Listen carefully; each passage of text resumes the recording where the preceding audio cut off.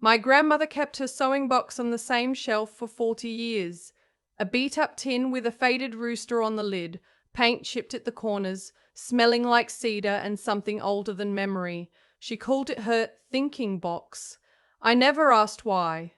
I was 26 when she passed, and by the time I thought to ask, it was too late. My aunt had already decided it was garbage. I remember standing in my grandmother's kitchen, the one with the yellow curtains she sewed herself, the ones nobody thought to take down, watching my aunt move through the house like she was running an inventory audit instead of grieving. That's the thing about my aunt. She doesn't grieve. She calculates. "The realtor's coming Thursday," she said, not looking at me. "I need this place cleared by Wednesday." I was holding a coffee mug. My grandmother's mug. The one with the painted bluebirds that she used every single morning for as long as I could remember. My aunt looked at it the way you look at something you're about to throw away. "We're donating most of this," she said. "The furniture's too old to sell. Nobody wants mid-century pieces in this condition." That wasn't true, and she knew it. The hutch alone was solid walnut. My grandfather had built it by hand before I was born. But I didn't say anything. I'd learned a long time ago that saying anything in that house, in that family, only gave my aunt more material to work with. She had a gift for taking your words and shaping them into something that made you sound unreasonable. 20 years of watching her do it to my mother had taught me to stay quiet and pay attention instead. I asked if I could have the sewing box. My aunt looked at it the way you look at something that has already been assessed and found worthless. "That old tin." She picked it up, shook it once. The spools inside rattled. "It's junk. Take it if you want. I was going to throw it out anyway." She set it back on the shelf and walked into the next room. I took the box home that night, drove 40 minutes with it on the passenger seat, and I don't know why, but I didn't open it right away. I set it on my kitchen counter and made dinner and watched the news and went to bed. There was something about opening it that felt like it needed to be done right, like it deserved more than a distracted Tuesday evening. I opened it on a Saturday morning, coffee made, sunlight coming through the window the way it does in early October, clean and low and honest. The top layer was what you'd expect: bobbins, a small pair of embroidery scissors shaped like a crane, a pin cushion in the shape of a tomato, bristling with straight pins, a card of snaps, still in its original packaging from 1987. Underneath that was a folded piece of tissue paper, and underneath the tissue paper was an envelope. It wasn't sealed. The flap was just tucked in the way people do when they want something to be found eventually, by the right person, in the right moment. My grandmother's handwriting was on the front. Not my name, just 2 words. "For safekeeping." I set down my coffee. Inside the envelope was a document I didn't recognize at first. It was 3 pages, printed on heavy paper, with a notary stamp at the bottom of the last page. I had to read the header twice before it registered. It was the deed to my grandmother's house. Not the house that was about to be listed on Thursday. Not the property my aunt had been calling the estate for the past 3 weeks, as though it were a Vanderbilt situation and not a modest 2-bedroom in Claremont, North Carolina. The house my grandmother had lived in for 41 years. My name was on it. My name and my grandmother's name on a deed dated 14 months before she died. A transfer of ownership properly notarized, recorded with the county. I had to read it 4 times. 5. I sat at my kitchen table in my pajamas and read it until the words stopped blurring. My grandmother had left me the house. Not in a will, or at least not only in a will. She'd done something smarter than that, something quieter. She had walked into the county recorder's office 14 months before her death and transferred the deed into both our names with right of survivorship, which meant that the moment she passed, full ownership transferred to me automatically. No probate, no court, no opportunity for anyone to contest it. No opportunity for my aunt to contest it. I need to back up, because you need to understand what had been happening in the weeks since my grandmother passed, and you need to understand my aunt to understand why it mattered so much. My aunt had been the one to handle everything after my grandfather died 15 years ago. She'd stepped in so fast it was almost impressive. Power of attorney signed, accounts consolidated, decisions made before the rest of the family had finished processing the fact that he was gone. My mother had been too deep in her own grief to push back. By the time she surfaced, my aunt had already restructured everything and framed it as having done the family a favor. My grandmother never fully recovered from that, not from losing my grandfather, but from losing control of her own life in the aftermath. She'd spent the next 15 years watching my aunt make decisions about her finances, her property, her doctor's appointments, her medications, small things, each one reasonable on its own, but adding up to something that looked, if you tilted your head and looked long enough, a lot like control. My mother saw it. She tried to say something once, about 3 years before my grandmother passed. My aunt had responded by suggesting, very calmly, very reasonably, that my mother was struggling and perhaps needed to speak with someone. She said it in front of the whole family at Christmas dinner. My mother didn't bring it up again. I was 23 when that happened. I stored it somewhere quiet and waited. So when my grandmother passed, my aunt immediately began talking about liquidating the property and settling the estate. I wasn't surprised. I was watching. I noticed that she had already contacted a realtor before the funeral. I noticed that she'd begun removing items from the house while we were all still in the calling hours phase of grief. I noticed that when I asked, gently, whether my grandmother had left any written instructions about her belongings, my aunt said, "I'm handling it," in a tone that closed the door on the conversation entirely. I didn't push. I watched Bal, and then I found the tin. The first person I called was my mother. I took a photo of the deed, texted it to her, and called her before she had time to fully process what she was looking at. She was quiet for a long time. "She planned this," my mother finally said, not accusatory. "Ah." "She did," I said. Another silence. "Then your aunt is going to lose her mind." "I know." "What are you going to do?" I looked at the deed on my kitchen table. 14 months. My grandmother had done this 14 months before she died, which meant she'd been thinking about it for longer than that. She'd thought about what would happen. She'd thought about who would swoop in.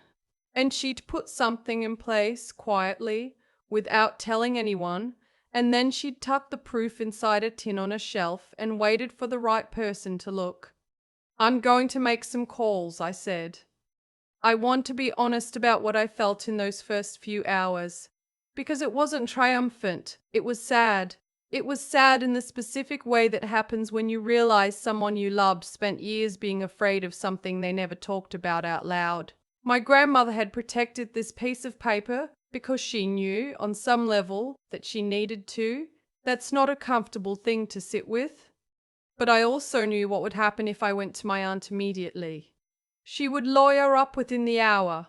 She would call a family meeting and frame me as the one who was being difficult, who was making this harder than it needs to be, who was grief-stricken and perhaps not thinking clearly. She'd done it to my mother. She'd find a way to do it to me. So I didn't call her.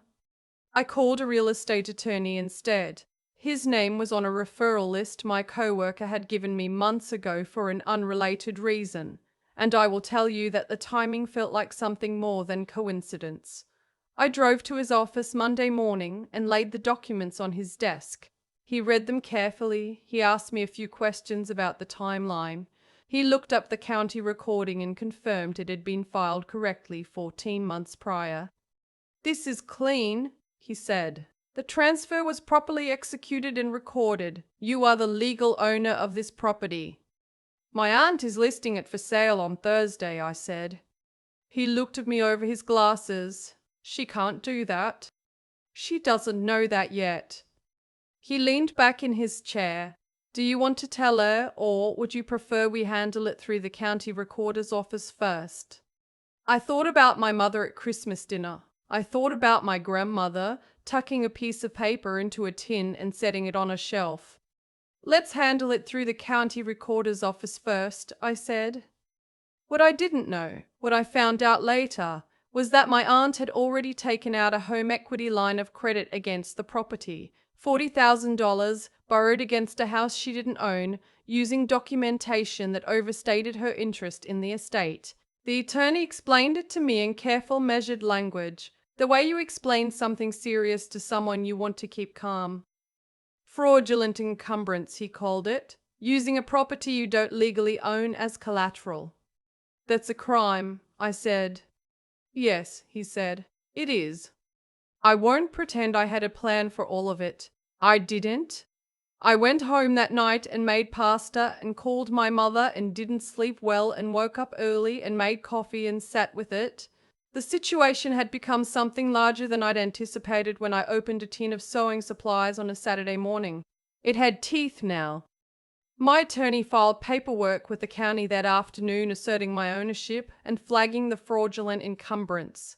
He also made a call, I gave him permission, to the financial institution that had issued the line of credit. When a lender finds out the collateral on a loan is fraudulent, they have their own set of obligations. Things moved faster after that than I expected. I was at work on Wednesday, 2 days before the scheduled listing, when my phone started ringing. My aunt's number. I let it go to voicemail. She called again. Then my uncle called. Then a number I didn't recognize. Then my aunt again. I listened to the first voicemail on my lunch break. Her voice was different than I'd heard it before. Not angry exactly, controlled, the way she always was. But underneath the control was something stretched thin. She said there had been some kind of confusion with the property documentation. She said she was sure we could work it out as a family. She said she hoped I would call her back. She did not say she was sorry. I did not call her back. I called my attorney instead. He told me the lender had flagged the account and frozen the line of credit pending investigation. He told me that the county had the filing. He told me that at this point, the machine was moving and there was very little my aunt could do to stop it. What happens to her? I asked.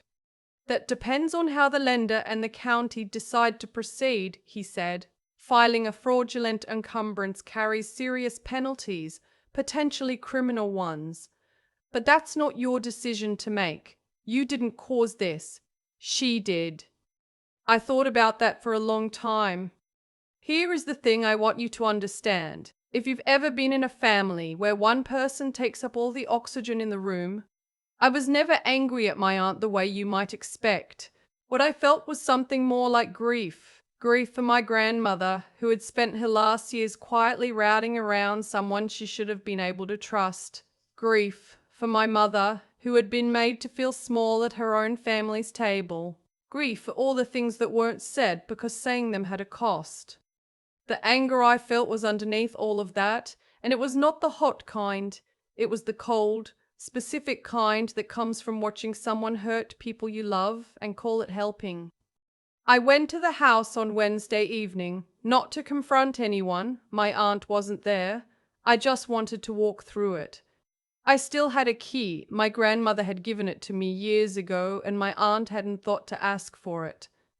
The yellow curtains were still in the kitchen. Someone had taken the walnut hutch. I found out later it had gone to a consignment shop, but the kitchen was mostly intact. My grandmother's coffee mug with the bluebirds was still in the cabinet. I stood there for a while and held it. Then I walked through every room and took photographs. The attorney had suggested it for documentation purposes, but honestly, I would have done it anyway. I wanted to remember it the way she'd left it, before anyone had the chance to make it into something else. The listing never happened.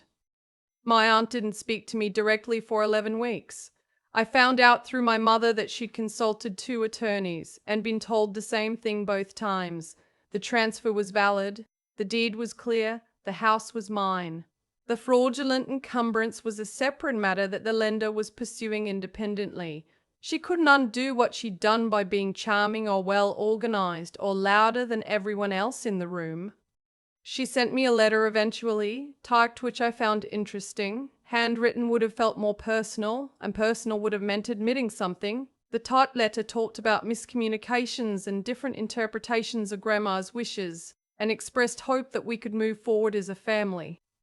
There was no apology in it, but there was something in the register of the language, something careful, measured, a little diminished, that told me she understood, finally, that the game had changed. I kept the house. I know that surprises some people. There's an assumption that when you win something like this, you sell it, take the money, move on. But I grew up spending summers in that house. I learned to sew at that kitchen table. My grandmother taught me to make biscuits from scratch in that kitchen, and she was very particular about her method, and I have thought about her biscuit method approximately 400 times since she passed. I rent it now to a young couple who moved to Claremont for work. They have a baby. They put a little vegetable garden in the backyard, in the spot where my grandmother used to grow tomatoes. The first time I drove by and saw that, I had to pull over for a minute. I kept the sewing box too, obviously, the scissors shaped like a crane, the tomato pincushion, the card of vintage snaps. I kept all of it, and I keep the box on my kitchen shelf now, in the same spot I imagine my grandmother would choose. People ask me sometimes why I didn't say anything sooner, why I didn't confront my aunt the moment I found the deed, why I waited, why I let things play out the way I did. I used to struggle to explain it. Now I just say what my grandmother would have said if she'd been the kind of person who explained herself, which she wasn't, which is maybe the whole point. She used to tell me, when I was small and furious about something, that the loudest person in the room almost never wins. She said it casually, the way she said most things, standing at the stove, not looking at me, like it was barely worth mentioning. I think about that a lot. How she planned everything quietly, tucked it into a tin, and set it on a shelf. How she trusted that eventually the right person would look. How she was right. I don't argue with people who take up all the air. I don't rage at them or match their volume or spend energy on confrontations they've already scripted to go their way. I pay attention. I keep records. I wait. And when the moment comes, and it always comes, I already know where the deed is. I keep thinking about the 14 months. My grandmother walked into the county recorder's office 14 months before she died, by herself, quietly, without telling anyone, and did something that would protect me long after she was gone. She didn't make a speech about it. She didn't warn anyone. She put the paperwork in an envelope, tucked it under a card of vintage snaps and a tomato pincushion, and set the tin back on the shelf. That's the part that stays with me. Not the legal victory, not the frozen line of credit, not my aunt's carefully typed letter with its careful non-apology. It's the image of my grandmother doing something hard and necessary and completely alone, and then going home and making dinner and not saying a word.